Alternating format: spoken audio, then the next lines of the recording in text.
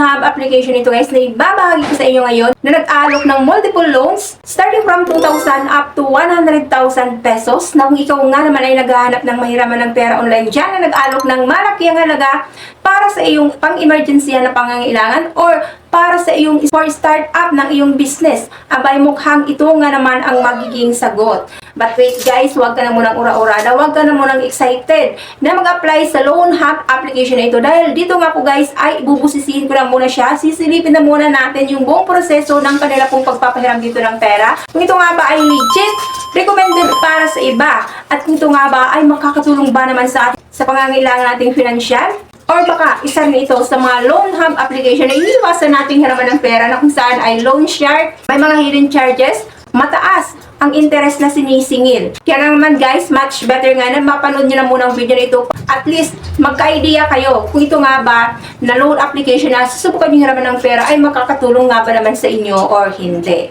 At syempre guys, bago tayo mag-proceed, kung bago pa lang po dito sa aking YouTube channel, please consider to subscribe na muna and click mo na rin po ang notification bell dyan para naman lagi kang updated sa mga incoming videos na ina-upload ko dito. Paalala muna guys, hindi po ako dito promoter at hindi rin po ako ahente ng bagong platform na ibabahagi ko sa inyo ngayon. So ano man pong mapapanood nyo sa loob ng video na ito ay base lang din po ito sa personal kong karanasan habang ako po ay nag-a-apply. It's up to you na po guys kung at the end of this video ay susubukan nyo pa rin applyan. Ito nga po guys, na tutukoy ko, nag-available na po siya dyan sa Google Play Store. I see more pautang Loan Hub. So meron na rin po itong 4.9 star at meron na rin pong 541 reviews. Nag-alok na daw po silang pautang starting from 5,000 up to 100,000 pesos. So, loan tenor, 91 up to 210 days. At meron na po sila guys ng daily interest rate na 0.03% up to 0.05%. Annual percentage rate ay 10.95% to 18.25%. And other fees, no hidden charge and no intermediary fees. More Pautang is developed by Umita Credit Lending Corporation. So, na-install ko na nga po ito guys. And first nga dito ay kailangan nyo na po muna na mag-register as a first-timer borrower dito. And ito nga po guys, nung mag-send nga po ito ng OTPs, ang nag-send po sa akin guys ng OTP ay si MetaCash. So, ibig kong sabihin ito MetaCash at si More Pautang ay isa lang din po yung developer na pinanghahawakan po nila. Lumabas po yung dashboard po nila. So, maximum loan amount up to 60,000 pesos. Click na natin itong get credit limit. So first dito guys, tatanungin po kayo about po sa inyo pong credit standing. Are there any overdue payments within 6 months? What is your longest overdue period? So how many loans have you taken out before? Second dito guys ay authentication na kagad. So dito nga pa hihingan na po kagad kayo ng any government valid ID na makakapamili nga po kayo. Kung OFW ID, TIN number, Voters ID, Pag-ibig, Health Card, GSIS ID, UMIT ID, Passport ID, Driving License, SSS Card, PRC ID, Postal ID at National ID Electronics. Hindi po sila dito mahigpit pagdating po sa ID. Next ay personal information. So basic information, full name po ninyo, birthday, educational level, marital status, and next ay employment information. So di-declare po kayo kung kayo nga po ay employed or self-employed. Next ay emergency contact. So dito guys ay dalawa nga lang din po yung hinihingi nila na contact references. So including po yung relationship, phone number, and then number po ng inyong pong contact person. And last dito guys ay bank account. So dito makakapamili nga po kayo. It's either na bank card or e-wallet. So e-wallet naman po mostly ginagamit ay PayMaya, GCash at GrabPay. And then, ayan, so lumabas na nga po guys. So, authentication successful. Ano na kaagad sa evaluation ng ating loan application? So, nakalagay niya dito, the credit limit has been activated. And you have obtained the credit limit and can now request a loan on the main page. And click natin itong confirm. And ayun, so nakalagay niya naman kagad ay the loan application has been submitted. So mabilis lang din naman. So wala pang 3 minutes. So matatapos na natin yung pag-apply natin dito. And nakalagay niya ay you have requested 1 products. The total amount is 2,000. So once formally approved, the exact amount will be automatically transferred to your account as detailed in the contract. Stay up to date with the status on your request. And click natin itong confirm. Meron nga daw po akong total amount approval na 2,000 pesos. And dito nga po guys, makikita nyo dito sa baba. So meron nga po pala sila ditong, marami po pala sila ditong products na ino-offer. So Meron silang Quick Peso, 2,000 pesos. So, Paymatic, 2,000. FlexiFund, 2,000.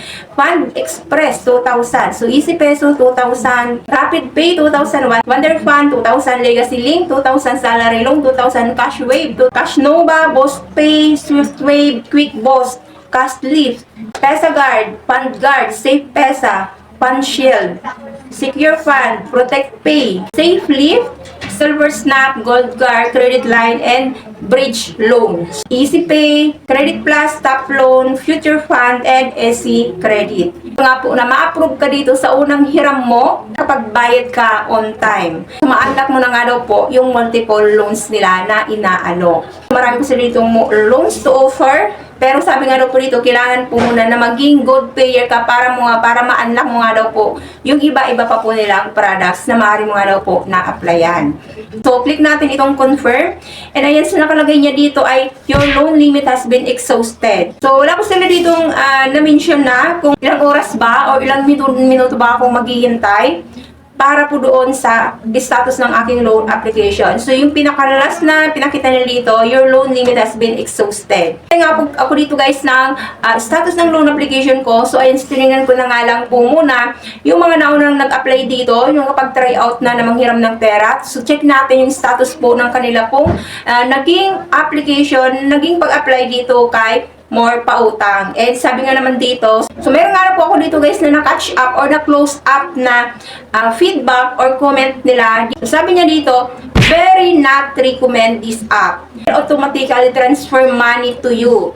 Nag-fill up lang ako, nag-login, bigla na lang may pumasok na pera dito. So, sino pwede makausap dito? Tumawag kayo sa akin, nire-report ko kayo sa SEC, wala kayo pa-confirm. Kung kukuha ko, bigla nyo na lang ni-deposit yung pera sa akin, babalik ko pera nyo, sobra taas pa ng interest nyo. So, saan yung address ng office nyo? Huwag kayo utang dito. Scammer, mga to. Loan shark, huwag nyo i-download to. Bibigyan lang kayo problem nito katulad ng sa akin.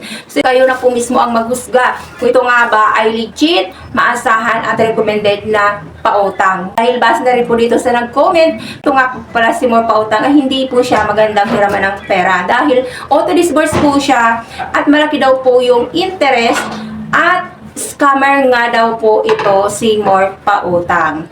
And aside dyan po guys sa mga nag-comment dito, so almost karamihan dito ay mga positive review. So ibig pong sabihin, ipagpalagay na po natin na baka ito na nagbigay sa kanya ng positive feedback ay malamang sila po yung mga representative or sila po yung mga agent nito ni More Pautang na nagbibigay kaagad ng positive side para at least magkaroon na kaagad sila ng mga borrower, mainggan nyo kaagad yung mga borrower na mangutang sa kanila. Pinalikan ko na nga din po yung loan application ko dito kay More Pautang.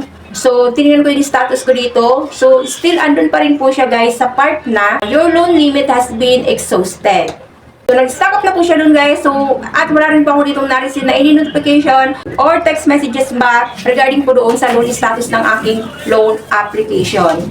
Kaya naman guys, ayan, kayo na rin po mismo ang mag-judge. Aralin nyo na rin po kung ito nga ba si More Pautang ay okay po ba sa inyo or makakatulong nga ba naman talaga sa inyo. Dahil dito nga po guys, may nag-proof na po dito na hindi po siya magandang hiraman ng pera. So, never try out na po guys if ever nga na meron na po kagad tayo na nababasa na proof na scammer or loan shark or auto-disburse yung mga ganitong klase ng utangan dahil hindi na nga po siya kaagad magandang utangan. Baka imbis na makatulong sa inyo or sa atin, baka mapigyan pa po tayo dito ng problema at mahirapan pa tayong makawala sa ganitong klase ng pagpapautang.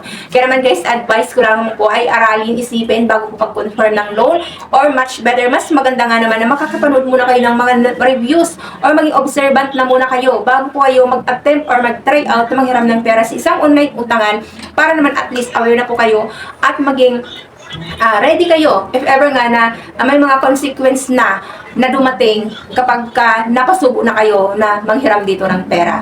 Kaya guys, aralin, isipin bago po mag-confirm ng loan para naman at the end of the day ay wala po kayong pagsisisihan na nakapanghiram kayo dito ng pera sa loan application na ito. So and guys, marami pong salamat sa panunod nyo as time, sa effort na i-extend nyo para po isupport yung aking mumunting bahay. So God bless po guys. Thank you so much po. Bye-bye.